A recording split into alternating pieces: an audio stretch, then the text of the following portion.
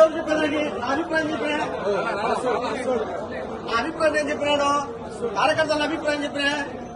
హరిప్రసాద్ ను తీసేయమన్నా, వరుణ్ తీసేయమన్నా, శంకర శ్రీనివాస్ తీసేయమన్నా వాళ్ళు పలకరు.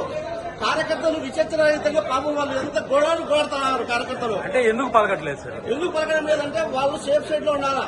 వాళ్ళు వ్యాపారవేత్తలు, బిజినెస్ ఉన్నాయి, కాన్సెప్ట్ బిజినెస్ ఉన్నాయి.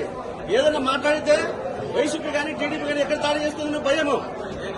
కార్యకర్తలని నిలుస్మరిస్తున్నటువంటిది ఏ పార్టీ కూడా మనుగడ సాగించదు. తీసి వరుణ్, హరిప్రసాద్ ను, శంకర శ్రీనివాసన్ ఈ రాయలసీమలో ఈ ముగ్గురిని తీసేయకపోతే పార్టీ బదనాం అవుతుంది. మీరే నియోజకవర్గం? నేను కడప నియోజకవర్గము.